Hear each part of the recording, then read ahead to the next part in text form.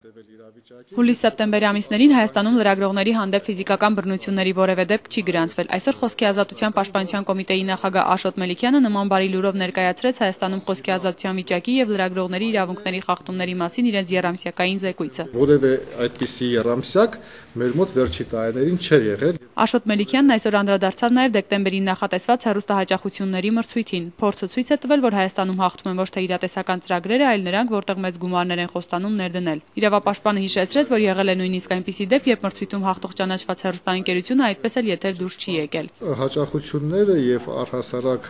այդ տիրույթը, այդ ոլորտը դա ազգային սեփականություն է եւ արժեք է։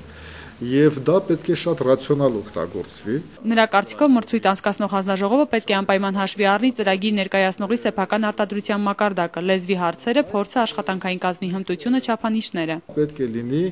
օբյեկտիվությունը։ Սա է, որ բացակայում է մեր այսօրվա հանձնաժողովում։ Իսկ ամենակարևորը Աշոտ Մելիքյանը համարում է հեռուստադիտողի գնահատականը հեռուստաընկերության գործունեությանը։ Ինչ է ուզում դիտել, այն շատ գումար ծախսած, բայց ոչ այնքան որակով արտադրանքը, թե մի այլ արտադրանք, որի վրա քիչ է գումար ծախսել, բայց շատ հետաքրքիր է։ Փորձագետը չի կիսում այն տեսակետը, թե փոքր գումարով հնարավոր չէ ստեղծել լավ արտադրանք։ Քնարի Կիսոյան, Հասմիկ Ֆարոյան, IPF։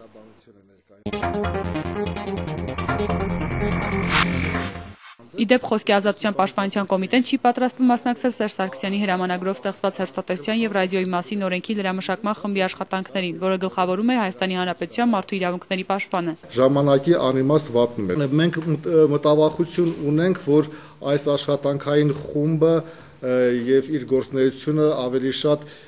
իմիտացիա է լինելու